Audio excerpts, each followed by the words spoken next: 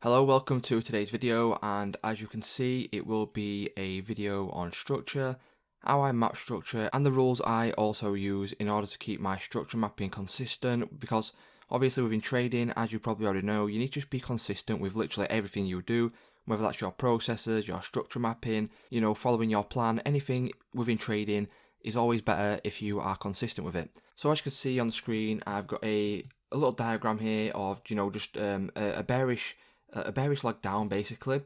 So what I'm going to do is, first of all, I will show you the rules that I use personally. So in these structure rules that I use personally, it's got to be 2 or more candles in the pullback in order for me to consider it structure. And importantly, what you need to do is you can go ahead and you can test how many pips on the 15M, the 4H, the daily. Just test how many pips is best for a pullback, and on screen, as you can see, for the 15M I use 15 pips, for the 4H I use 40 pips, and for the daily I use 100 pips. So as you can see on this first diagram here, we have a bearish leg, we have a 1 candle pullback, and then a continuation of that leg. So for me, I would not consider this a pullback, because what I would do is I would just literally consider this a just one leg here basically. And then on the second diagram, we have obviously a bearish leg, we have a pullback, which is 2 candles, and the way you can measure if it's 40 pips or over is get this tool here, this little ruler. You can click on the screen and you can you measure how many pips it is. So obviously this is not a true to size diagram, but as you can see this would be 166.1 pips. And so for me that would be enough to be considered a pullback, and then obviously we'd get a break of structure and then a continuation of that bearish leg. So what I'm going to do now is I'm just going to go on the charts and show you, real life examples within the charts, because it's not always, this simple, because candles can form and it can get a little bit more complex. So what I'm going to do is go on the charts and just show you how I map structure myself. So as you can see, I've got this price action here on my screen, and what I'm going to do is I'm just probably going to start around this section here. So what you need to do first of all once you come to the charts is I recommend just zooming out so you can see the full price action, and you can see and just make sure that you're not stuck in a massive range. So what you could do if you don't zoom out and you come into the charts and you're right zoomed in like this, you could mistake something for being a break of structure. So for this example, that could be a break of structure, and then you get the pullback and then you go bullish.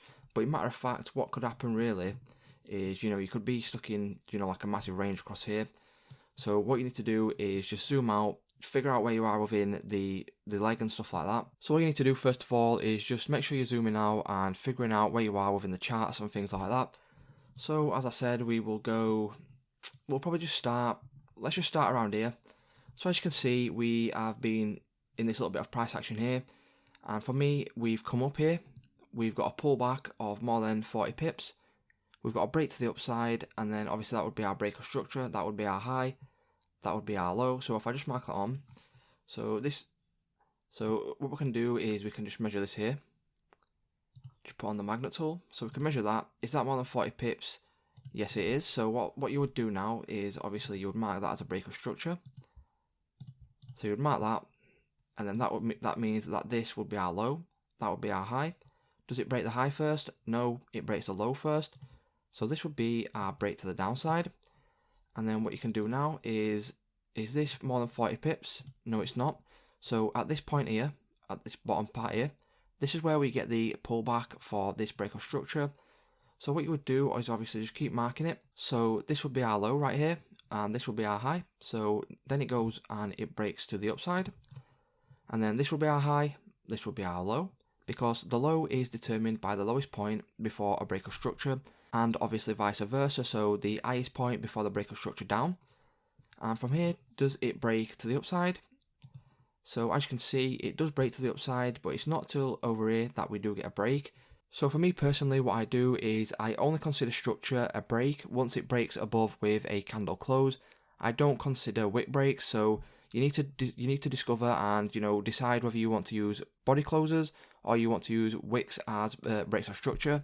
But for me personally, I prefer to use candle closers. So we've now added this break of structure to the upside, which would make this our high. and where now would be our low on this, specific leg. So if we work back now, we have a low right here, and as you can see, it's also lower than this low. So that would make this our low and this our high. So does it break the high? No, it doesn't. Does it break the low? Yes, it does. Where does it break the low? It breaks the low right over here on this candle, because as you can see, because if we zoom in, as you can see, this candle is only broke by a wick, and as I said before, I only use body closers. So where we get a body close is right over here on this candle. So if we just zoom back out again, so what we would get now is this would be our low, and where would be the high before this break of structure to the downside? All you need to do is go back through price action. It's not this, it's not this, it's not this, it's not this. So this is still our high from obviously the break of structure to the upside, and then this would be our low. So now do we get a break above? No, we don't. Do we get a break below? Yes, we do. So we get a break of structure to the downside right here. So as you can see, we've come down, we've broke structure, and then we've got the pullback signaling structure, but this is actually not confirmed until we get the break to the downside. And once we get this break right here, this confirms this high, and then this makes it our low. And then what you can do is you can measure this. Is this over 40 pips? Yes, it is, clearly. So what you can do now is you can mark this break of structure right here. So as you can see, we've had a break of structure, we've had a pullback, but as you can see, it's only with one candle. And as I mentioned in the start of the video, I don't, take into consideration one candle pullbacks, because personally for me, that's not structure. And then as you can see, we get a continuation, we then get a 2 candle pullback. But the important thing here is it 40 pips or over? So what you do, you get your measuring tool, you come down, and as you can see, this is 48.4 pips. So for me, this would be considered as structure. So then again, you go get your trend line here, mark your structure out. So then as you can see, we'll come down, this would be our low, this would be our high, and then obviously we start breaking structure to the upside, and then we become bullish. So that's just the basic principle of structure, guys. It's really simple once you get the hang of it. All I suggest you to do is to go on your charts. I would recommend probably going on the 4H or the daily, because once you start getting onto the 15M, it does start getting a little bit more complex, because there will be a lot more breaks to the downside, to the upside, whatever. So what I'd recommend doing is just going on these charts, just practicing this, and just you can test the rules that I've given in today's video. So 15M, we're looking for 15 pips. The 4H, you will be looking for 40 pips. The daily, you will be looking for 100 pips.